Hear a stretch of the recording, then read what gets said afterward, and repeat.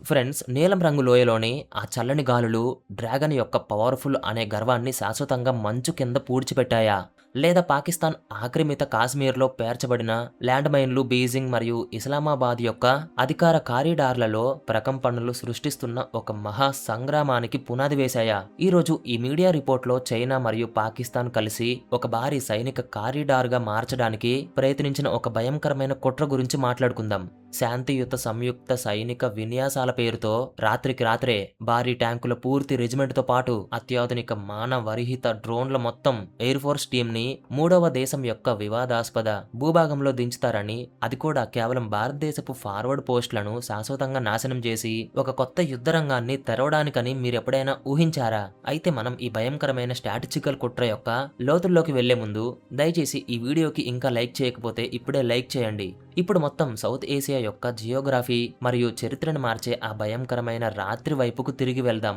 దశాబ్దాలుగా చైనా నేరుగా ముఖాముఖి యుద్ధంలో దిగకుండా గ్రే జోన్ వార్ఫేర్ మరియు ప్రాక్సీ వార్లను ఆశ్రయించడం ఒక స్వభావంగా వస్తుంది. దాని ద్వారా ఎలాంటి పెద్ద ఆర్థిక లేదా సైనిక నష్టం లేకుండా తన శత్రువులను బలహీనపరచగలదు. ఇదే కూటిల వ్యూహంలో భాగంగా పాకిస్తాన్ ఆక్రమిత కాశ్మీర్ను తన లాంచ్ ప్యాడ్గా చేసుకోవాలని అది నిర్ణయించుకుంది. ఎందుకంటే అది అక్కడి నుండి భారతదేశ పశ్చిమ సరిహద్దులపై నిఘా పెట్టడమే కాకుండా తన ఆర్థిక ప్రయోజనాలను కూడా పూర్తిగా సురక్షితంగా ఉంచుకోగలదు. నీలం లోయ మరియు దానికి చుట్టుపక్కల ఉండే 3 ముఖ్యమైన పర్వత లోయలు ఏదో సాధారణ భౌగోళిక ప్రాంతం కాదు. ఒక్కసారి ఎవరైనా సరే అక్కడ బలమైన సైనిక కంట్రోల్ను ఏర్పరచుకుంటే వారు ఆ మొత్తం ప్రాంతం యొక్క సైనిక కదలికలు మరియు ఇతర మూవ్మెంట్స్ను తమ గుప్పెట్లోకి తీసుకోగలిగే చౌక్ పాయింట్లవి. జాయింట్ మిలిటరీ ఎక్సర్సైజ్ ముసుగులో నీలం లోయ చుట్టూ చైనా తన సైనికుల భారీ మోహరింపును పెంచడం ప్రారంభించినప్పుడే దాని ఈ మాస్టర్ ప్లాన్ ప్రారంభమైంది. ప్రపంచ కళ్ళల్లో దుమ్ము చల్లడానికి ఇది ఒక షో మాత్రమే. ఎందుకంటే డ్రాగన్ లోపల టెంపరరీ ఎయిర్ స్ట్రిప్స్, కాంక్రీట్ బంకర్లు మరియు హెలిప్యాడ్లను నిర్మిస్తుంది. తద్వారా అవసరమైనప్పుడు రాత్రికి రాత్రి ఫైటర్ జెట్లు మరియు భారీ ఆయుధాలను దించవచ్చు. చైనా అసలు టార్గెట్ నీలం లోయను ఇంటర్లాకింగ్ జోన్గా మార్చడం. ఇక్కడి నుంచి భారతదేశానికి వ్యతిరేకంగా ఒకేసారి మల్టీ టార్గెట్లపై దాడులు చేయడానికి.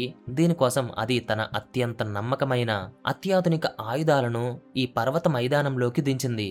దాంతో డ్రాగన్ పాకిస్తాన్ ఆక్రమిత కాశ్మీర్ను తన ఆస్తిగా భావించి అక్కడ తన ఇష్టం వచ్చినట్లు రోడ్లు, వంతెనలు మరియు సైనిక స్థావరాలను నిర్మించడం మొదలుపెట్టింది. తద్వారా భారతదేశాన్ని బంధిస్తానని అనుకుంది.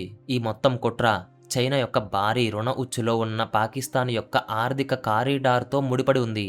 తన డబ్బు మరియు సైనిక బలంతో పాకిస్తాన్ భూభాగాన్ని ఉపయోగించుకొని భారతదేశ శక్తిని సవాలు చేసుకోగలనని, అలాగే ఏసియాలో తన ఆధిపత్యాన్ని స్థాపించగలనని చైనా భావించింది. కానీ తాను ఎదుర్కొంటున్నది కేవలం అంతర్జాతీయ వేదికలపై మాత్రమే ఫిర్యాదులు చేసే పాత భారతదేశం కాదని, ముప్పును దాని గుహలోకి ప్రవేశించి మరీ అంతం చేసే సత్తా ఉన్న ఈ కొత్త దూకుడు భారతదేశం అని మర్చిపోయింది.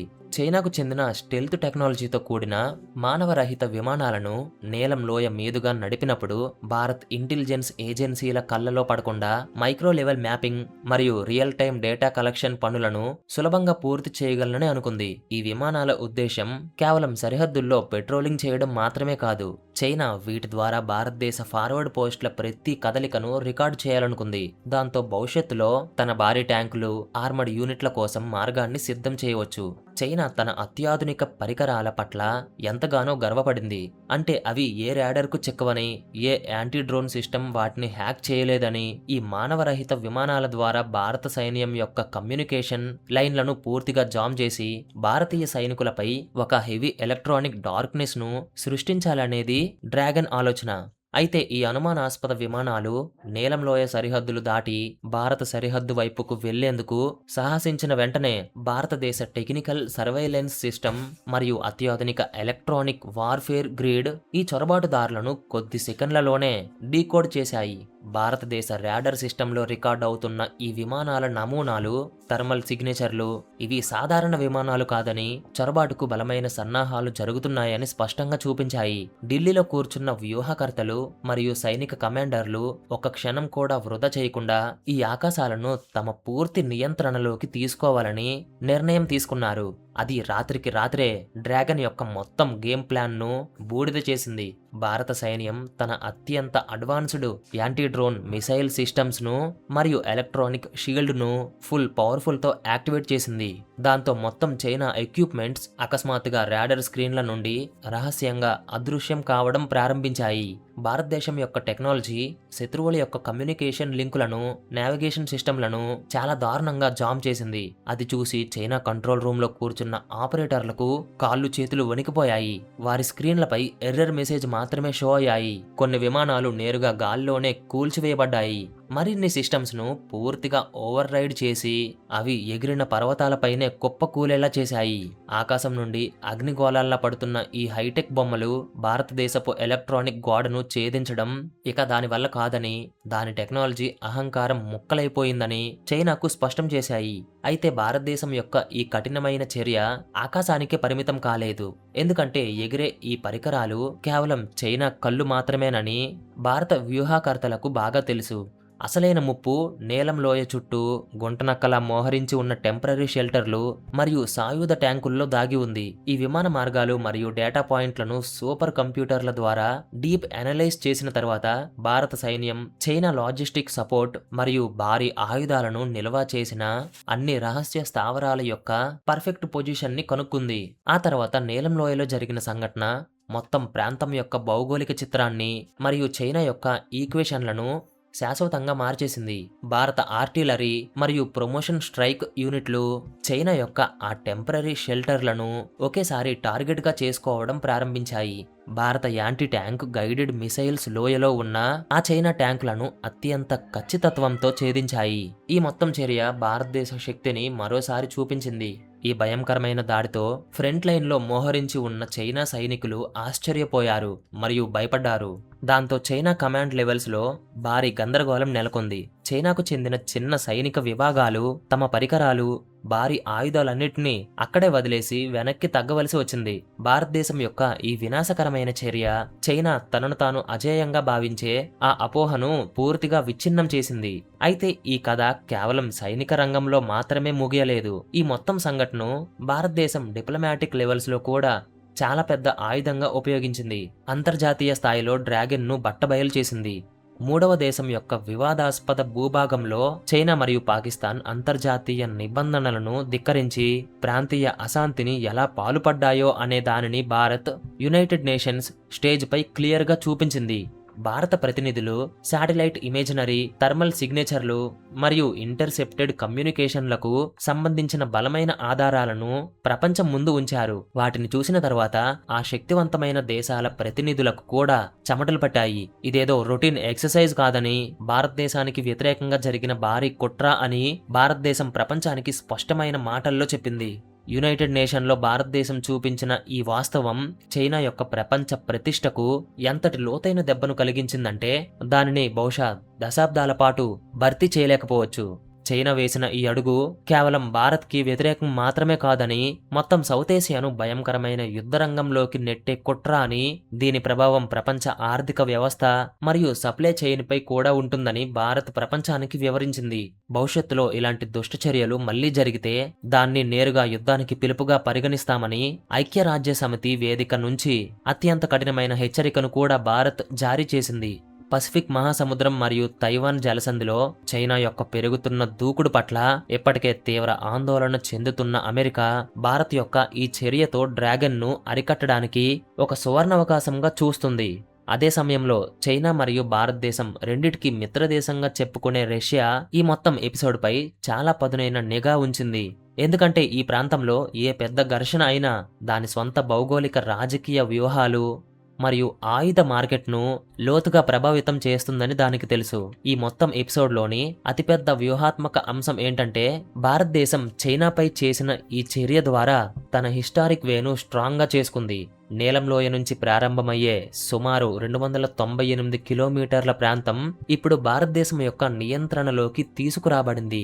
ఈ మొత్తం స్ట్రిప్ లో చైనాకి సపోర్ట్ చేసి ఉగ్రవాదులకు ఆశ్రమం ఇచ్చిన పాకిస్తాన్ యొక్క పోస్టులన్నీ ఇప్పుడు పూర్తిగా అక్కడ నాశనమయ్యాయి. ఈ ఖాళీగా ఉన్న మరియు ధ్వంసమైన పోస్టులపై ఇప్పుడు భారత సరిహద్దు భద్రతా దళం అనగా BSF భారీగా మోహరించబడింది. ఇది చాలా పెద్ద గేమ్ చేంజర్, వ్యూహాత్మక మార్పు. BSF ఇక్కడ సైనికుల సంఖ్యను అనేక రెట్లు పెంచింది. అత్యంత ముఖ్యమైన విషయం ఏంటంటే శత్రువుల ప్రతి కదలికపై 24 గంటల పాటు నిఘా ఉంచడానికి యాంటీ డ్రోన్ సిస్టమ్స్ మరియు ఎలక్ట్రానిక్ నిఘా ఇప్పుడు తాత్కాలిక గోడారాలలో కాకుండా శాశ్వత కాంక్రీట్ నిర్మాణాల రూపంలో స్థాపించబడుతున్నాయి. దీంతో పాకిస్తాన్ రాజధాని ఇస్లామాబాద్ అధికార స్థావరాలలో మరణ భయం వ్యాపించింది. LOCలో కొత్త టార్గెట్లను నిర్దేశిస్తామని పాకిస్తాన్ జనరల్ మునీర్ ఇటీవల ఇచ్చిన ప్రకటన ఒకటి ఉంది. వాస్తవానికి అది వారి భయాన్ని ప్రజల ముందు తమ ముఖాన్ని కాపాడుకోవడానికి చేసిందే తప్ప మరొకటి కాదు. ఒకవైపు పాకిస్తాన్ తీవ్రమైన అంతర్గత కలహాలు, రాజకీయ అస్థిరత, భయంకరమైన ఆర్థిక దుస్థితితో పోరాడుతుంది. అక్కడ ప్రజలకు రోజుకు 2 పూటల ఆహారం కూడా దొరకడం లేదు. మరొక వైపు భారతదేశం యొక్క ఈ భయంకరమైన సైనిక చర్య పాకిస్తాన్ సైన్యం యొక్క మిగిలిన ధైర్యాన్ని పూర్తిగా విచ్ఛిన్నం చేసింది. అయితే డ్రాగన్ తన డ్రోన్ కార్యకలాపాలన్నింటినీ పూర్తిగా నిలిపివేసింది. ఎందుకంటే ప్రస్తుత పరిస్థితిలో భారతదేశంతో నేరుగా ఘర్షణ పడడం అంటే వినాశకరమైన యుద్ధం అని దానికి బాగా అర్థమైంది. ఇప్పటికే భారీ అప్పులు, రియల్ ఎస్టేట్ సంక్షోభం మరియు అనేక రకాల అంతర్గత ఒత్తిళ్లను ఎదుర్కొంటున్న డ్రాగన్ ఆర్థిక వ్యవస్థ భారతదేశం వంటి బలమైన దేశంతో సుదీర్ఘమైన యుద్ధం యొక్క భారీ భారాన్ని మోసే స్థితిలో లేదు. అందువల్ల నిశ్శబ్దంగా వెనక్కి తగ్గడమే తన శ్రేయస్సు అని భావించింది. పొరుగు దేశాల విస్తరణ వాద విధానాలను ఒక అంగుళం కూడా సహించబోమని, తమ సమగ్రతను కాపాడుకునేందుకు ఎంతటి సరిహద్దులకైనా వెళ్లేందుకు సిద్ధంగా ఉన్నామని భారత్ యొక్క ఈ చర్య రుజువు చేసింది. దేశ సార్వభౌమాధికారంతో రాజీ పడలేని శత్రువుల కళ్ళల్లోకి చూస్తూ మాట్లాడడం తెలిసిన దృఢమైన నాయకత్వం, చేతుల్లో దేశభద్రత ఇప్పుడే ఉందని స్పష్టమైన సందేశం దేశవ్యాప్తంగా వెళ్ళింది. దీంతో భారత సైన్యం యొక్క ధైర్యం కూడా అత్యున్నత స్థాయికి చేరుకుంది. ఇప్పుడు మొత్తం ప్రపంచం దృష్టి రాబోయే 36 గంటలపైనే ఉంది. ఎందుకంటే చైనా తన ఈ అవమానాన్ని అంత తేలికగా జీర్ణించుకోలేదని, పాకిస్తాన్ ఆక్రమిత కాశ్మీర్లో ఏదో ఒక కొత్త ఎత్తుగడ వేయాలని చూస్తుందని భారత భద్రతా వర్గాలకు పూర్తి సందేహం ఉంది. డ్రాగన్ తన వక్రబుద్ధితో ఈ ఓటమికి ప్రతీకారం తీర్చుకోవడానికి, తన దేశీయ ప్రజల దృష్టిని మార్చడానికి సైబర్ స్పేస్ లేదా ఏదైనా మూడవ దేశం ద్వారా పరోక్ష దాడి చేయవచ్చు. అయితే భారత సన్నాహాలు కూడా పూర్తి స్థాయిలో పటిష్టంగా ఉన్నాయి. LOC మరియు మొత్తం పశ్చిమ సరిహద్దు వెంబడి భారతదేశం తన దళాలను అత్యున్నత స్థాయిలో హై అలర్ట్లో ఉంచింది. భారతదేశం తన భారీ ఆస్తులను, మిసైల్ డిఫెన్స్ సిస్టమ్స్ ను మరియు ఫైటర్ జెట్లను ఫార్వర్డ్ సంసిద్ధతలోకి తీసుకువచ్చింది. ఇప్పుడు చైనా లేదా పాకిస్తాన్ ఏదైనా సహాయం చేస్తే దాని పరిణామాలు మునుపటి కంటే చాలా రెట్లు ఎక్కువ భయంకరమైనవి, వినాశకరమైనవి అని స్పష్టమైన సంకేతం. ఎలాంటి హైబ్రిడ్ వార్ఫేర్, ప్రాక్సీ వార్ లేదా గ్రేజోన్ ఆపరేషన్లు నేరుగా యుద్ధ కేటగిరీలో ఉంచబడతాయని మరియు అదే భయంకరమైన దూకుడుతో ప్రతిస్పందిస్తామని భారత సైనిక కమాండర్లు స్పష్టం చేశారు. నీలం లోయలో డ్రాగన్ అల్లిన భయంకరమైన వలలో ఇప్పుడు సురక్షిత మార్గం దొరికినంత దారుణంగా చిక్కుకుపోయాడు. భారత సైన్యం యొక్క అసమానమైన శౌర్యం, టెక్నాలజీ యొక్క ఆధిపత్యం మరియు దౌత్యపరమైన పరిపక్వత కలిసి చైనా యొక్క ప్రాక్సీ వార్ మరియు గ్రేజోన్ వ్యూహాల వెన్నుముకను శాశ్వతంగా విరిచేసే అభేద్యమైన వలయాన్ని సృష్టించాయి.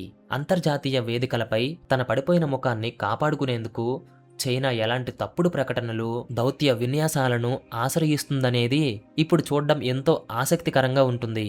చివరగా ఈ మొత్తం వివరణాత్మక మరియు లోతైన నివేదిక యొక్క అతిపెద్ద తీర్మానం ఏంటంటే, భారతదేశం ఇకపై తన సరిహద్దుల్లో దాగి ఉండి తనను తాను రక్షించుకునే దేశం కాదు, కానీ ఇప్పుడు తన జాతీయ భద్రతను నిర్ధారించడానికి శత్రువుల భూభాగంలోకి మైళ్ళ దూరం వెళ్లి వారి స్థావరాలను నాశనం చేయడానికి భారతదేశం కొంచెం కూడా వెనుకాడదు. పాకిస్తాన్ ఆక్రమిత కాశ్మీర్లోని ఆ వివాదాస్పద భూభాగంలో గట్టిగా నాటుకుపోయిన భారత సైన్యం మరియు BSF పోస్టులు భారతదేశం తన వ్యూహాత్మక ప్రయోజనాలను కాపాడుకోవడంతో ఎంత దృఢంగా మరియు నిశ్చయంగా ఉందనే దానికి సజీవ మరియు అచంచలమైన నిదర్శనం. ఏ అగ్రరాజ్యం ముందు కళ్ళు దించుకోకుండా కళ్ళలోకి చూస్తూ మాట్లాడే 21వ శతాబ్దపు నవభారతం ఇది.